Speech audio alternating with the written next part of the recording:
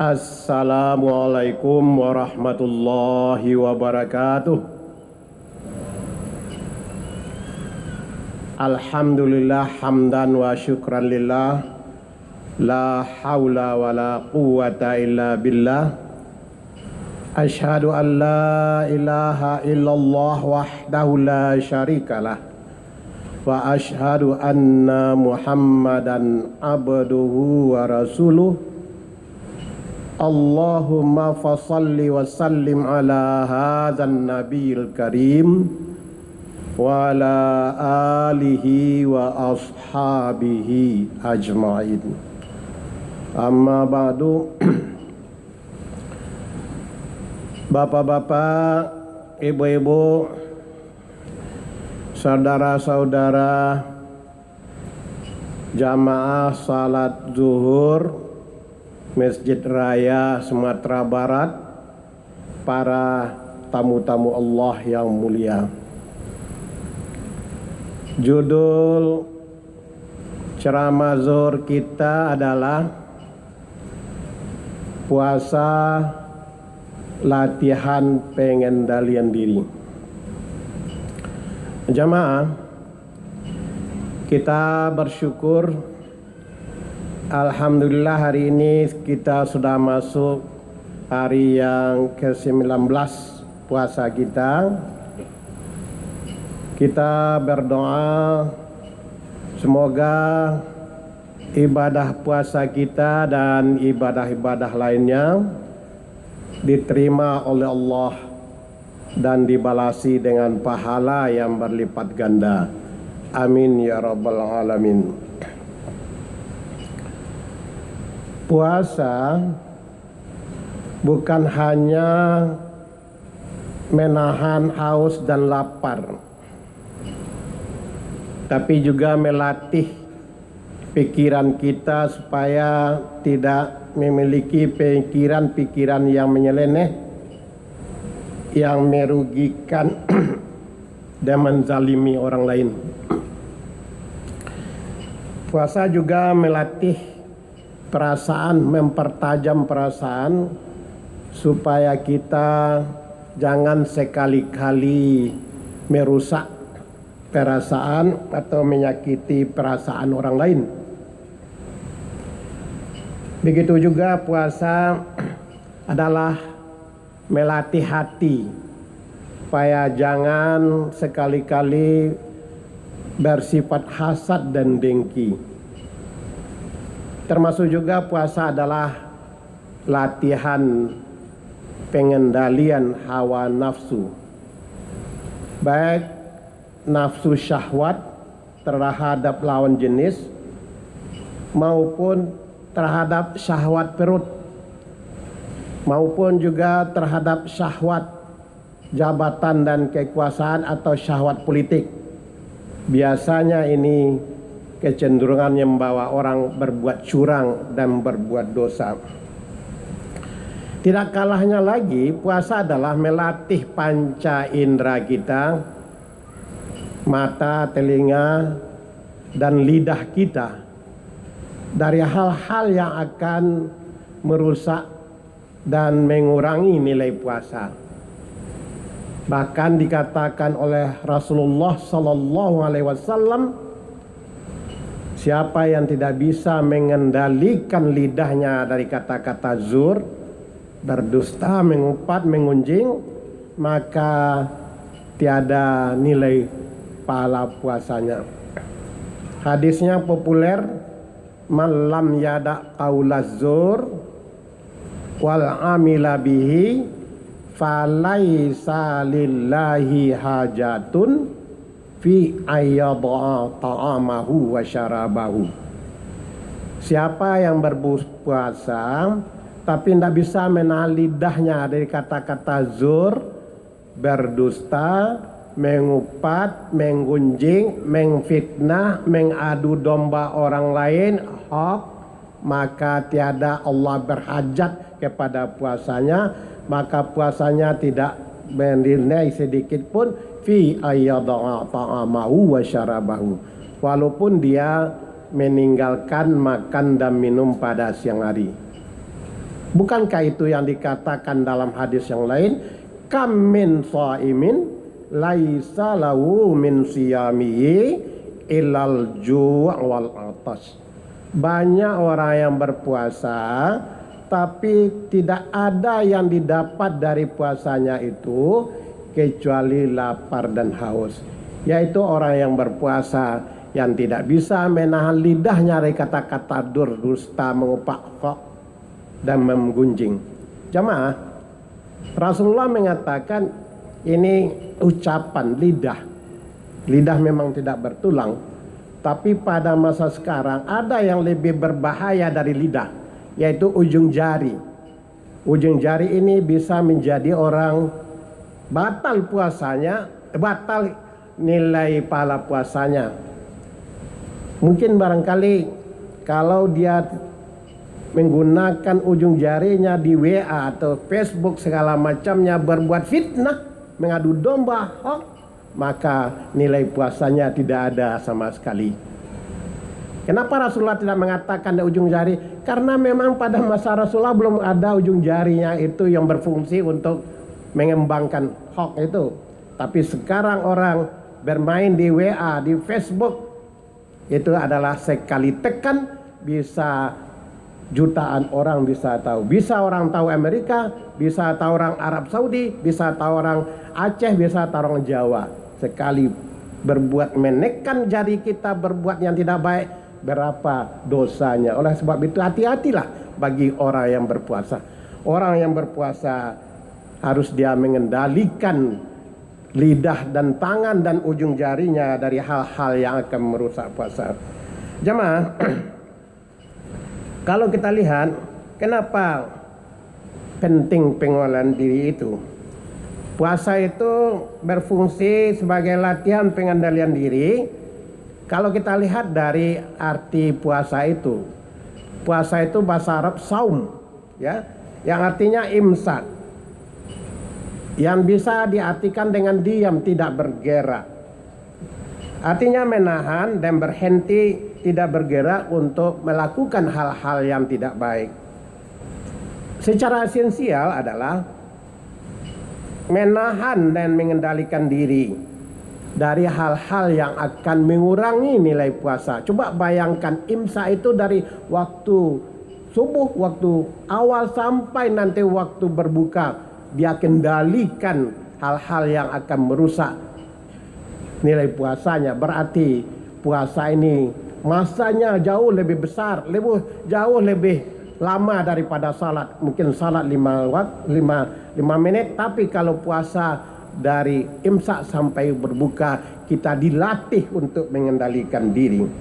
Jemaah, kalau kita lihat pengendalian itu sangat penting dalam kehidupan. Sekurang-kurangnya 3 hal yang diutamakan untuk pengendalian diri ini. Yang pertama adalah untuk kesuksesan. Tidak ada orang yang sukses kalau dia tidak bisa mengendalikan diri. Yang kedua adalah untuk keselamatan. Orang yang bisa mengendalikan diri ujungnya selamat. Tapi yang lebih dari itu adalah untuk kebahagiaan. Orang yang bisa mengendalikan diri, dia akan bahagia tidak saja di dunia tetapi juga di akhirat nanti. Jemaah, pengendalian diri ini adalah penting untuk seluruh strata sosial. Tidak saja bagi orang kaya supaya dia tidak hura-hura, tidak pamer, tidak mubazir, tetapi juga bagi orang miskin perlu pengendalian diri supaya dia tidak menjual diri atau menghambakan kepada orang lain. Pengendalian diri tidak saja penting bagi orang yang memiliki jabatan kekuasaan supaya dia tidak sewenang-wenang, tapi juga barangkali penting bagi orang atau rakyat biasa supaya dia tidak main hakim sendiri. Pengendalian diri juga penting bagi orang mencari penghidupan, mencari nafkah. Oleh sebab itu, bagi orang yang mencari kehidupan, mencari nafkah, Kalau tidak bisa mengendalikan diri, biasanya orang ini adalah menghalalkan segala cara. Yang penting bagi dia dapat.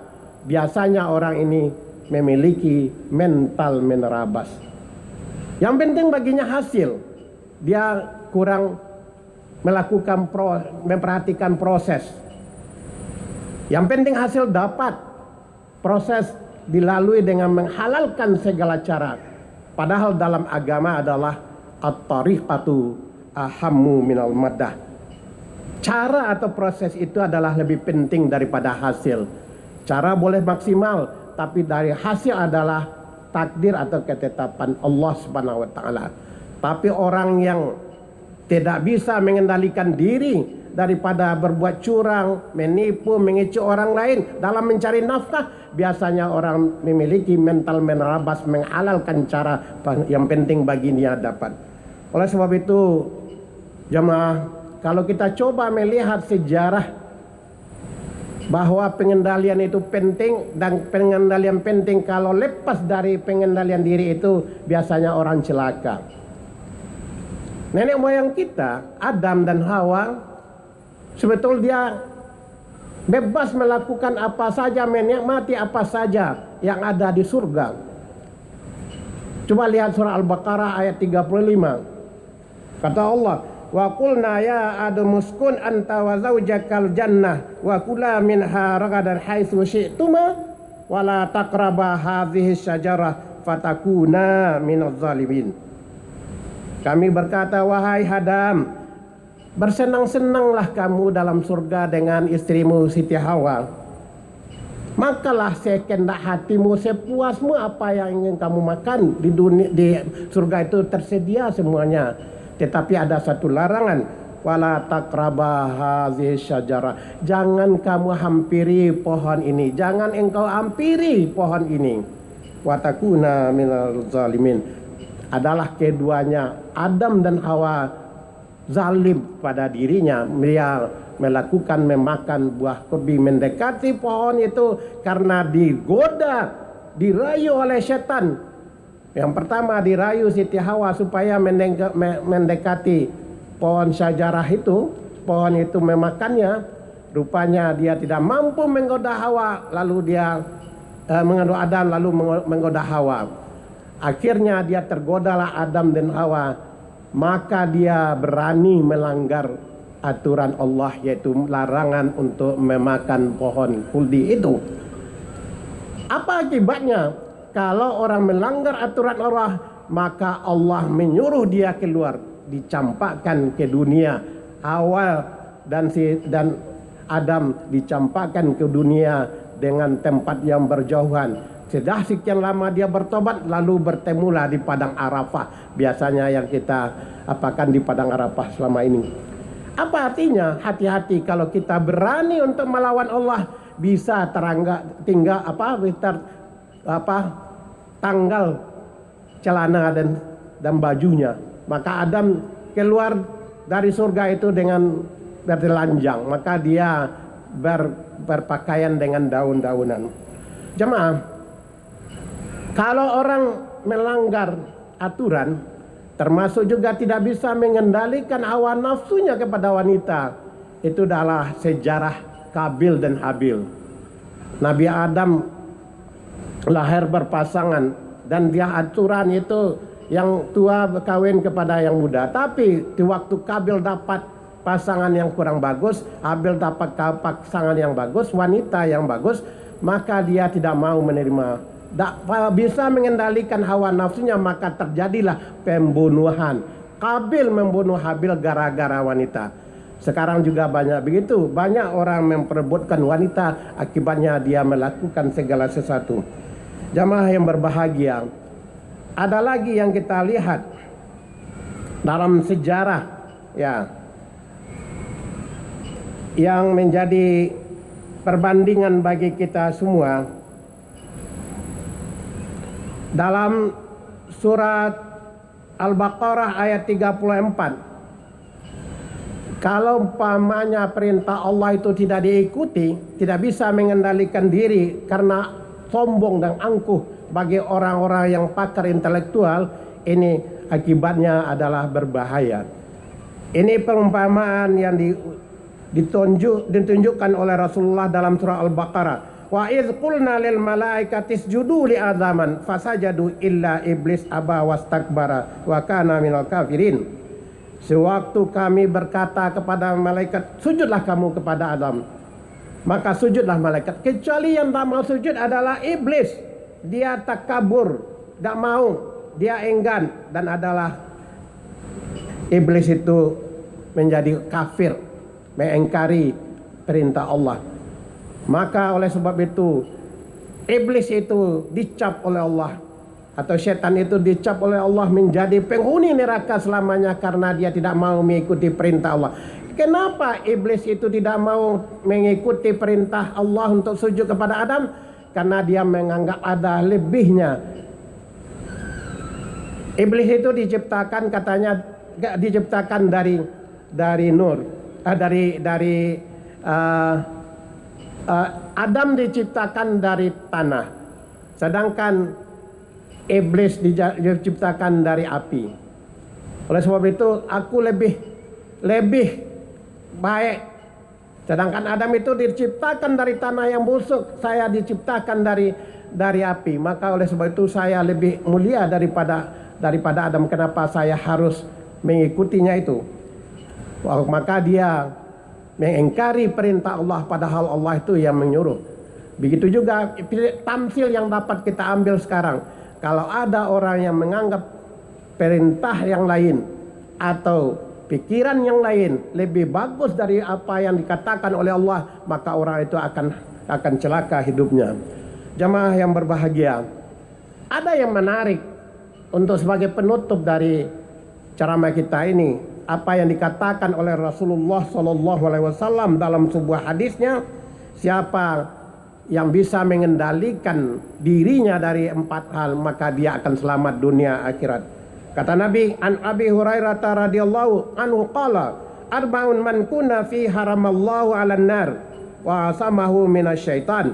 Dari Abi Hurairah dia berkata, ada 4 macam yang apabila ada pada 4 macam orang itu, Allah akan mengharamkan dia masuk neraka dan dia akan dipelihara dari gangguan setan. Yang pertama adalah man malaka nafsahu hina yargab. Siapa yang bisa mengendalikan dirinya sewaktu keinginan memuncak. Orang akan selamat kalau dia tidak memperturutkan keinginan. Karena keinginan itu tidak puas-puasnya, tidak akan habis-habisnya. Dapat 1 ingin 2, dapat 2 ingin 3, sehingga dia lupa untuk beribadah. Yang kedua, man malaka nafsahu hina yarhab. Orang yang bisa mengendalikan dirinya sewaktu dihantui oleh rasa takut yang mendalam. Biasanya kalau orang takut bisa menjual akidah, bisa tidak amanah, bisa tidak jujur. Yang penting bagi dia itu adalah tetap dalam posisinya. Tapi dia kalau takut umpamanya pejabat akan turun, maka dia mau untuk mengatakan yang benar itu tidak benar, yang salah itu benar, karena ketakutan. Bagi orang yang kaya takut dia miskin, maka dia menjadi orang yang kikir. Yang ketiga adalah man malaka nafsahu hina yagdab. Siapa yang bisa mengendalikan dirinya sewaktu emosinya meningkat. Kalau seseorang memperturutkan hawa emosinya, pemarah, maka ujung-ujungnya adalah kecelakaan. Tapi orang yang bisa mengendalikan sifat marahnya, maka orang akan selamat. Dan yang keempat adalah man malaka nafsahu hina yastahi. Orang yang bisa mengendalikan dirinya sewaktu nafsu berahinya meningkat. Orang akan selamat kalau bisa mengendalikan hawa nafsunya, baik hawa nafsu terhadap lawan jenis maupun hawa nafsu terhadap perut, hawa nafsu perut atau syahwat perut, maupun hawa nafsu terhadap jabatan dan kekuasaan. Hadis ini diriwayatkan oleh Khamsah.